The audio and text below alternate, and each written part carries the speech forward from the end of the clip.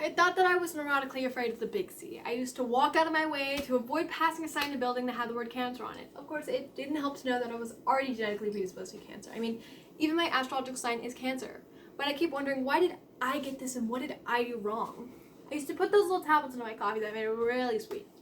Hell, I even smuggled the stuff from Canada when it was taken off the market in the US because it was known as a suspected carcinogen. I smoked and I always liked red candies, red licorice, jelly beans, lollipops, you name it. Even when I heard that red dye number 2 was carcinogenic, I still had gone for them. I ate red meat, I used hairspray, I ate tuna for lunch almost every day of my life since I could chew. Point is, whatever the American Cancer Society says causes cancer, I've undoubtedly done it. What makes it worse is that I am the comedian who does Roseanne, and all this stupid stuff, and then gets the most unfunny thing in the world. How could Gilda Radner, whose name was once synonymous with comedy, become synonymous with cancer? What good is that going to do, and how do I make cancer funny? Did you know that over the course of 2020, there has been almost 14,000 cases of cervical cancer? This piece is about a woman who gets diagnosed with cervical cancer at the young age of 40, and all the bumps along the road of getting a total hysterectomy, going through chemo, and all the physical and mental barriers along the way. It goes over how she overcomes it and makes good out of bad. This piece is called "It's Always Something" by Gilda Radner. In the 3 years before my cancer diagnosis, I had begun to change.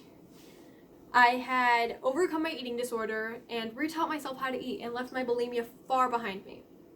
I began exercising daily with tennis lessons and swimming.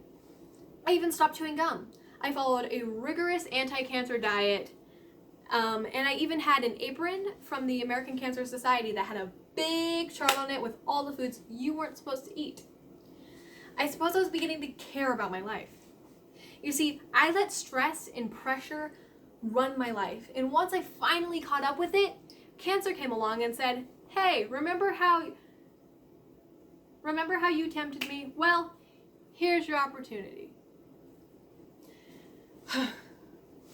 It is so hard for us little human beings to accept the deal that we are handed.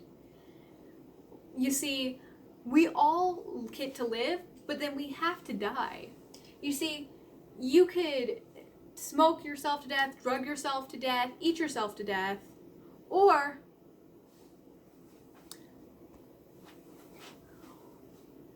you could do everything right and be healthy, and then you can get hit by a car, for example.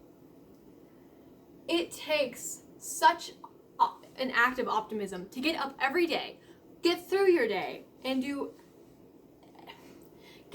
get through your day, and then enjoy your entire day and laugh and all of that, and then not think about dying or death.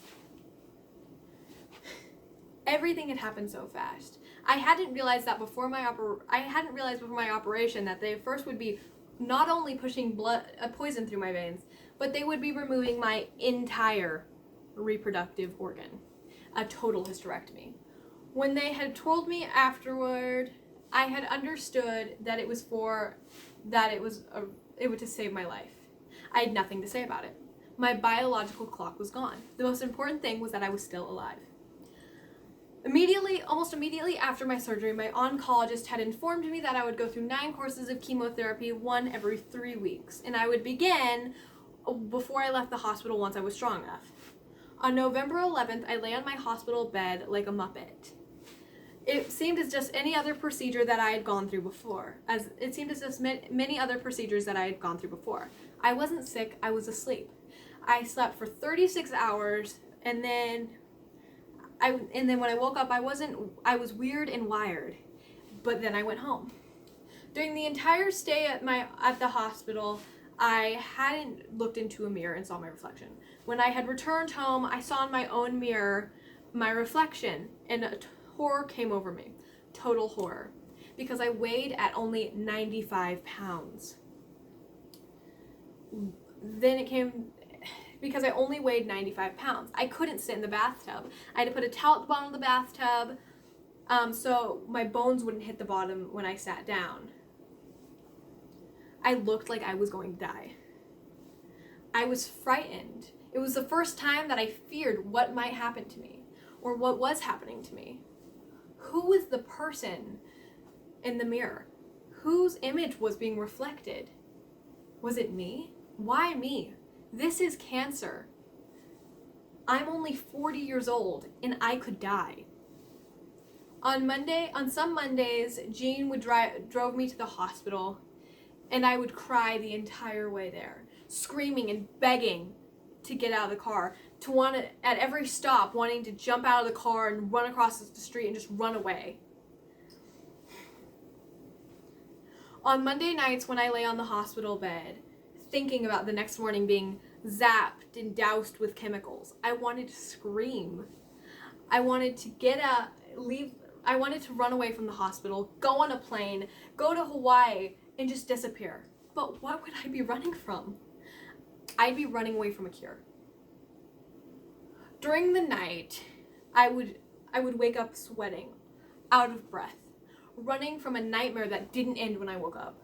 I would start wailing like a wounded animal, getting louder and louder, trying to drown out what had happened, what I looked like, what could be. The night was the scariest times. On a Wednesday it was raining, and I put on a raincoat and went on a walk on my street. A car came by and splashed mud all over me. I was soaking wet walking down my street. Then I started talking out loud. That's me, Cancer Woman. You can do anything to me. I can walk through storms. I can get splashed by cars. I can have millions of treatments. You can radiate me. You can give me poisons.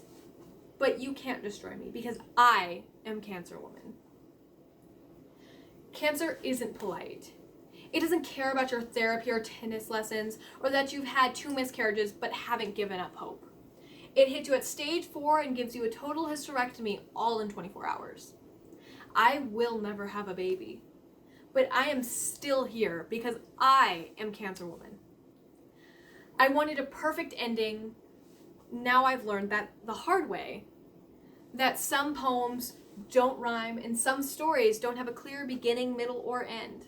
The goal is to live a full, productive life, even with all that ingenuity. No matter what happens, whether the cancer flares up again or whether you die. The most important thing is that the days that you had lived. My name is Jen Gilmer.